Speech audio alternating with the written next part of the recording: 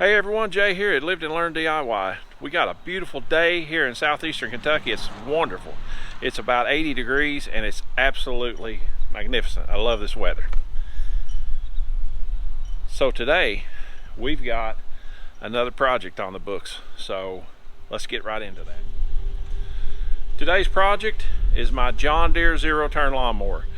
It's a 2010-ish model John Deere Z930A, not the M or R series like they have now, but it's a 930A. And we're going to do our service work, our spring service work, getting ready for mowing season. So come along, follow, and watch what we do. As you can see behind me is my John Deere zero-turn mower. I was telling you guys it's a Z930A. I think it's around a 2010 model, I think. I'm not sure.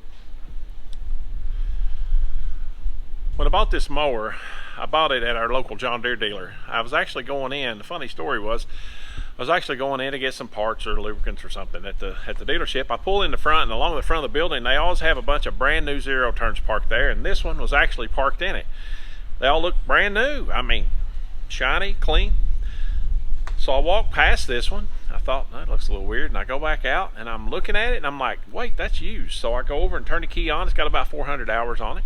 I went back inside. I talked to my sales rep. He's like, yeah, what'd you think about that? And I said, that's awesome. Where'd you get that? He said, we just traded for it yesterday. Said a local dairy farmer, actually the next county over, had purchased a brand new one, and he traded this one in on it. And so the funniest part is the guy had waxed it. I'm talking every piece of plastic, the deck, the wheels, had put Armor All on the tires and all the other plastic parts. This thing looked just as good as the ones that had been sitting there for sale for practically double the money. So I picked this one up, brought it home with me, sold my other John Deere zero turn, and here we are. So I'm going to be taking care of this one. And I'm going to show you guys how to do a service job on here, everything from changing oil, filters, all that, and sharpening the blades, and the proper way to sharpen your blades. So you just follow along the video. Thanks. So I'm going to get my mower out here in just a moment. We're going to give it a bath. We're going to clean it up, get it shined up, and then we're going to do the service on it, because it's not going to make a big difference either way. But I do want it clean to start out the season. I just like the way they look, and you can find things that are maybe wrong that are covered under dirt. So let's get this thing a bath. How about that?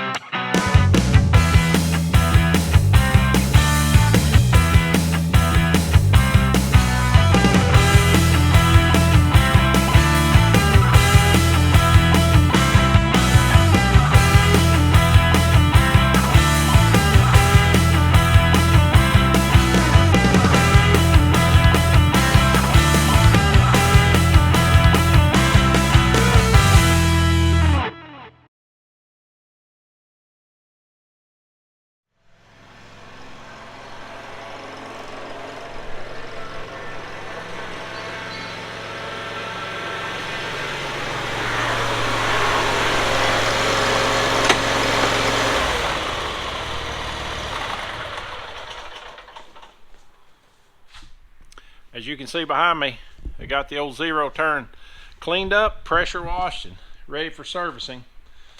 She's looking good. Look at that. Woo! I love it.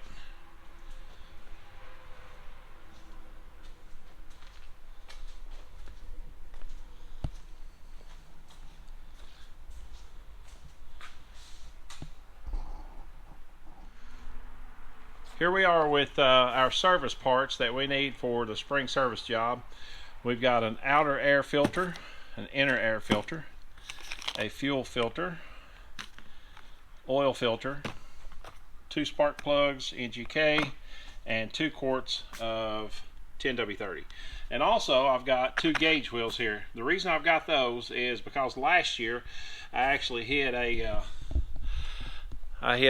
rock, I think it's a big rock, and it bent and then broke the rod that holds the 2 center gauge wheels on, and they went up under the deck and chopped the big big wedge out of both of the front gauge wheels. So I just finished out the year. It was getting late, and I just finished out the year like that. But now I've got 2 new gauge wheels as well. So as far as the service parts that we are going to be using today, I'll leave a link down in the comment to each one. Now, you need to go and make sure that that will fit your particular mower.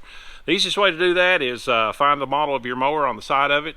Go to JohnDeereParts.com and enter in the machine that you have, and then it will search and it will tell you the exact part numbers you need if you go to John Deere to get those. So, but this works for a lot of different ones. Your part numbers will be obviously different for different brands, but this is going to be pretty much a universal how to service your lawnmower. I want to show you folks something. So up here, I've got a gantry crane, that yellow crane that runs the length of my building, 60 feet. That was here when I bought the building. The building was actually used to build tractors for the military, and so they use that to pull them apart with. Now I've got a chain hoist on here with this chain, and I'm going to show you how I lift that up. You don't have to have a hoist and a crane to do this service, but it helps. So on these John Deeres, they have a hole right here and a hole right here, and that's where I lift from. So I just scoot my lift over, kind of center it in that John Deere logo. I'll hook my hooks there and here, and then start wrenching it up.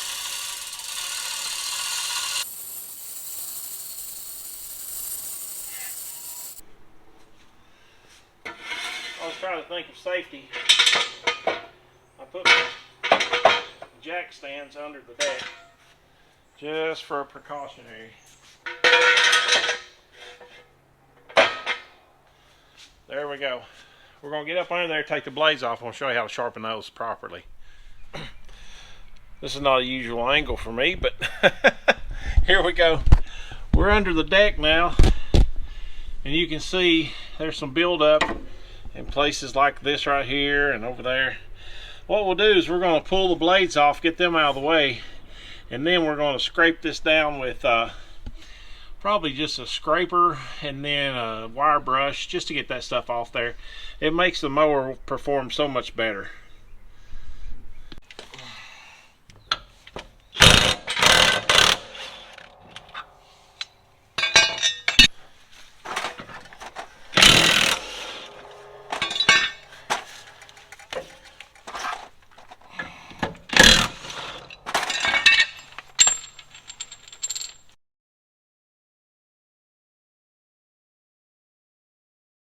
Here are my blades off that zero turn, and you can see they've got some little nicks in them, but they're not bad. I'm usually really careful about mowing somewhere and making sure my blades are up high enough if I don't know the terrain. We're going to sharpen these blades, and I'll show you exactly how to sharpen them. And also, if you're curious, these are John Deere's high lift blades, if you'll notice. They got a lot more up wing, like a wing on an airplane right here. It creates suction. It pulls the grass up as it's cutting, and that's the ones I always run. I like those a lot better. So I've got one of my blades clamped up here in the vise, and I took a gauge here and checked it, and mine's running about 35 degrees, which is fine. 30 to 40 is optimal, so we're right in the middle.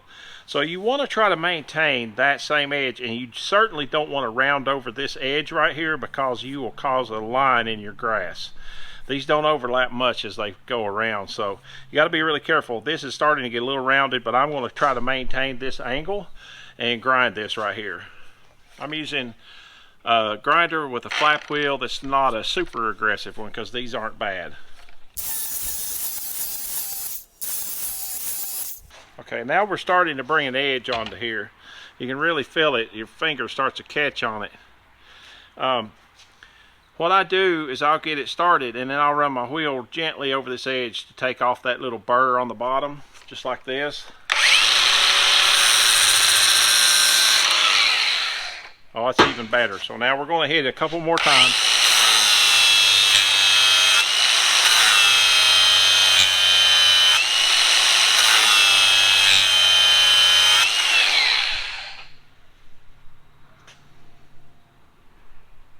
Okay, we got it really sharp now, so that's good. That's good.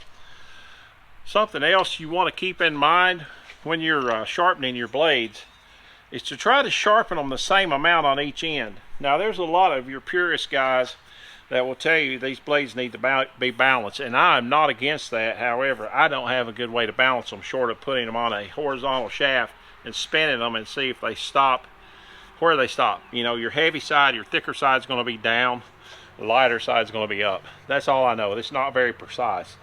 So I try to sharpen about the same amount on each side. So keep that in mind when you're doing this job.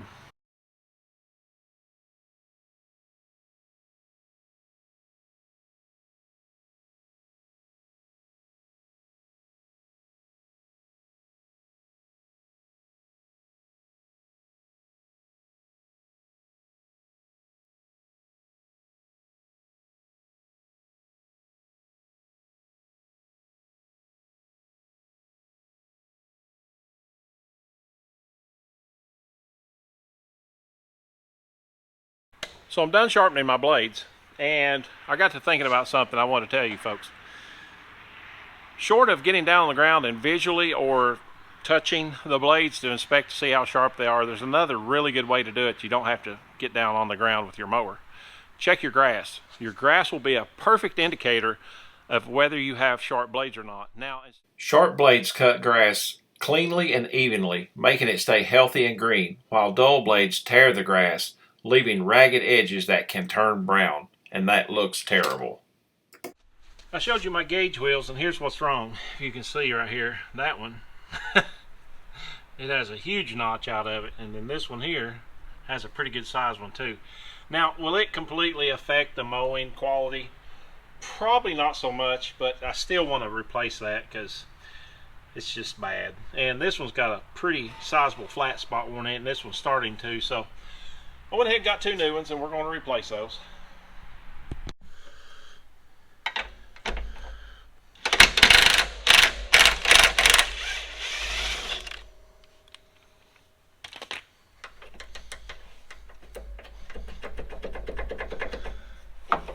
We've got a lot of dirt and grass impacted over here.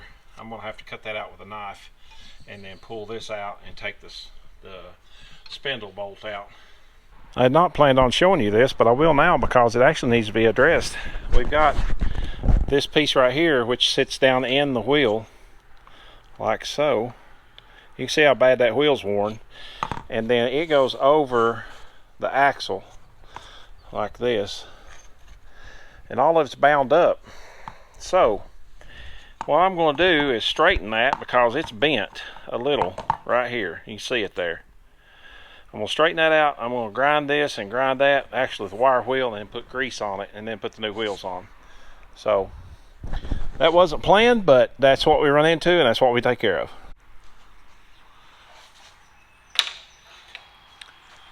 Here's what we got.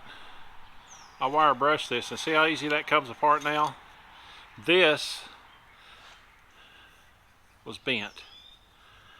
So I got this cleaned up. I put it back in there with it bent, and then took it to the flat part of my vise and just took a dead blow hammer and kept tapping it until this would come in and out real easy, and that fixed that. So I'm going to put grease inside of here on the shaft, and then around the outside when I put my new tires on. Well, they're not really tires, you know what I mean. They're hard plastic. This is what we're talking about. Let me just show you.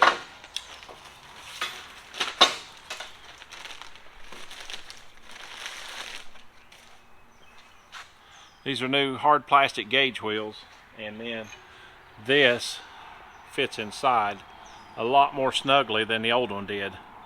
So there you go. But I'm going to put the blades back on now. And there's a little step in here on that spindle. You have to make sure that blade is on that step. Buddy, if you don't, oh my, it'll vibrate the crap out of you till you get it stopped.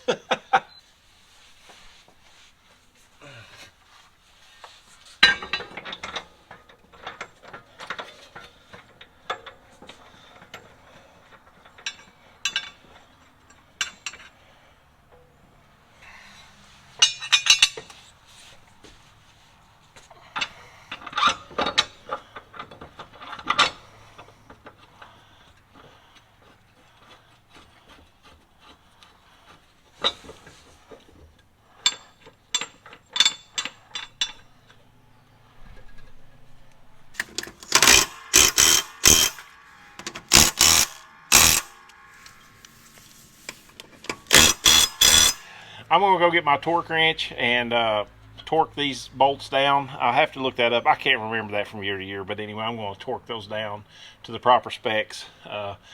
Sometimes a couple ugga-duggas do it, and sometimes it just doesn't. So, all right, folks. So behind that cable, you can see the drain plug right there, and the filter is up here. We're going to get us a 10mm wrench in there and loosen up that drain plug, let that drain out, and then we're going to take off the filter.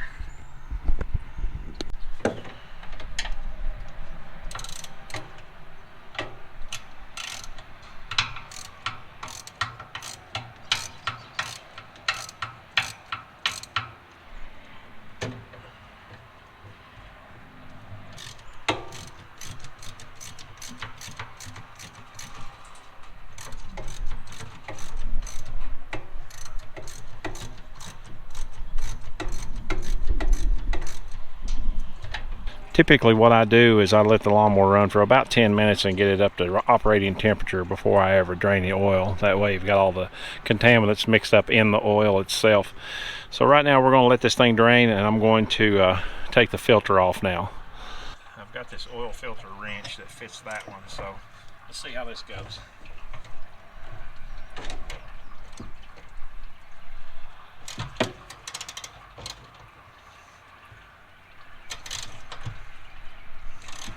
There we go. All right.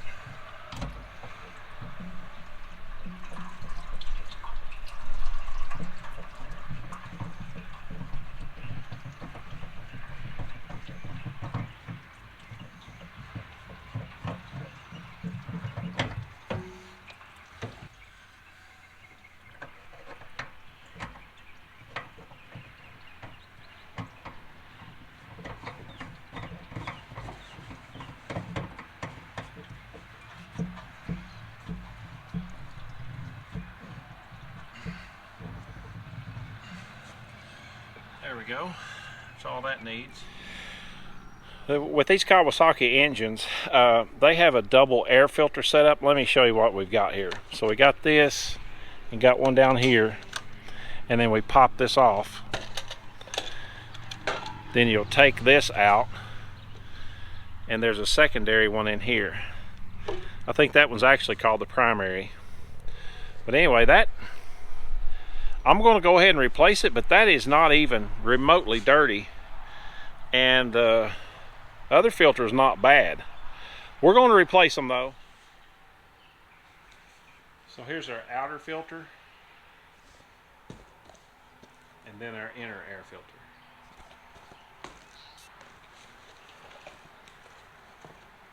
Well, it looks different this time.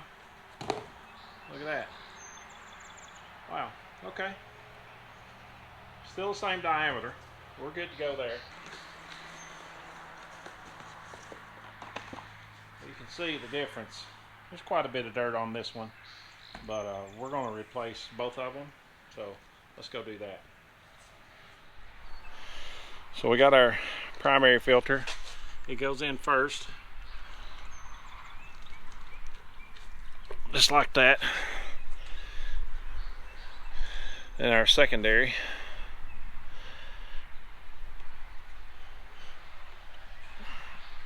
I kind of give them a little twist there, and then this goes back on, and it says top. You can see that right there. Kind of hard to do one-handed in film here, record, but we're going to do it just like so. Spin that just a little, latch it back down. There we go. Right here is our fuel filter. As you can see, it's pretty dirty. You want to make sure you turn the orientation of the new one the same as the old one. These are really simple. Usually a pair of pliers and a small screwdriver will take these loose. I just pull these little clamps off, wiggle them up the line, wiggle them down the line, and then just give it a twist. Now sometimes these want to be stubborn and they're really hard to get off, but this one's not too bad even though I'm grunting. So let's go ahead and put our new one in. See, that goes on pretty easy. And now we just grab our clamp and run it back down and put it in the same orientation as it was right there. It'll fall back into place. Now let's get our bottom one off. May have to, sometimes you can take a small flat screwdriver like this and kind of get in there and break it loose, so to speak. Break that seal and then give it a little twist and they come out like that. Now we put our new one back on all the way down, just like so. Take our pliers and slide this one up, same orientation as last time. You'll see the dirt, it's be dirty around where the clamp is at. It gives you a good clear indication on where to go. Now I want to tuck it back in the frame and put it in this holder, and that will keep it out of harm's way. So that is a very simple fix right there. So I just confirmed that I did have my drain plug shut off, and I also confirmed that the engine holds 1.9 quarts of motor oil. So we're going to put the whole quart in, and then most of the other one.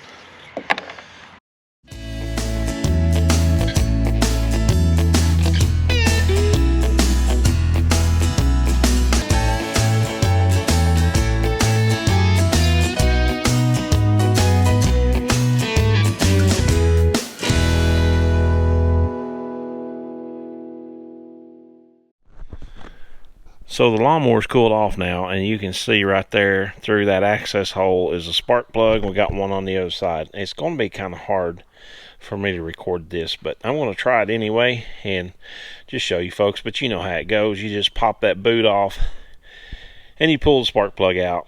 You know, you unscrew it and then screw the new one in.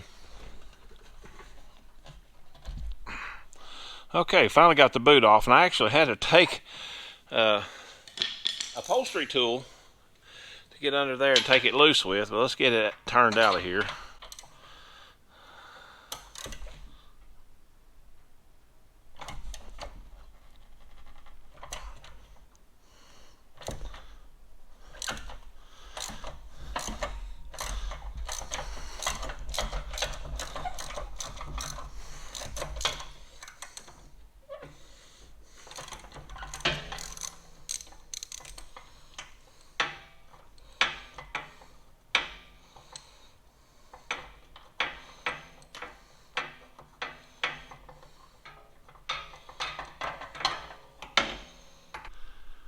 As you folks can see, if I can get it to focus here, that was needing to be replaced. We don't have any electrode failure or anything like that, but it sure is black. It's got a lot of carbon buildup on it, so we're going to put a new one in. You just got to be extremely careful not to cross thread it going back in. It's very best if you can start it finger tight or with your fingers, but that don't always work. So let's try it and see what we can get. Here's our new spark plug, NGK. There's the model number. We just take it out of here, slide it out, and usually have this cardboard or a plastic protector on the end, which is great. And we look like we got the right gap. I don't feel like we need to gap that one. It looks good. You've got to be extremely careful going back in not to bump the electrode, and then to also get it in the hole straight. And these are actually going in at a slight angle. I've got it back in there now. I'm trying to get it started.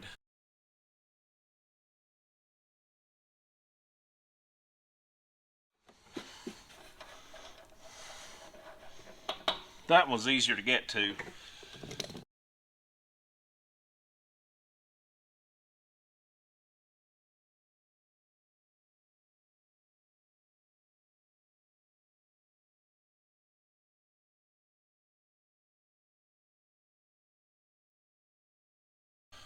Alright, we got the same problem with this one, folks. Got a lot of carbon buildup on it. Not bad, but you know, I'm glad we're replacing those. Same thing as last time, folks. We're going to go in there and make sure we're squared up with the hole.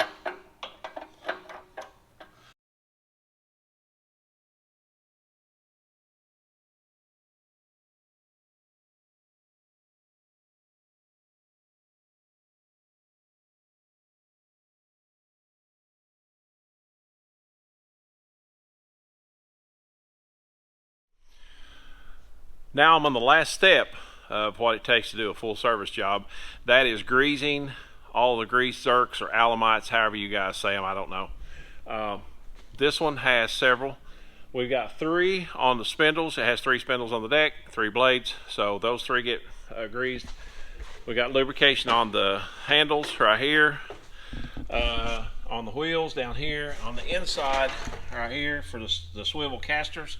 And I think that's it on this particular mower. I'm going to refer back to my owner's manual to make sure that it is, but that's the main, most important ones. I want to tell you folks about greasing the spindles. This is where a lot of people mess up. Don't do this. Don't grease it until you hear grease squishing out somewhere.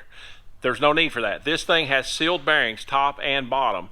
The grease comes out on the inside between the bearings and keeps them lubricated, but you do not want to break that seal leading to the outside. You just want to put a couple pumps if you have a manual style. I've got a DeWalt one, 2 or 3 of the cycles. That's all you need. Don't overdo it, but you do need to go back and do that about once a month if you're mowing a lot of grass. And so the caster wheels, the handlebars, if a little bit comes out, that's okay. You can wipe it off, it's fine, but not on the sealed spindle bearings. So just remember that. I've also got one of these. It's called a lock and lube. Probably a lot of you guys have got them, but that's really, really handy.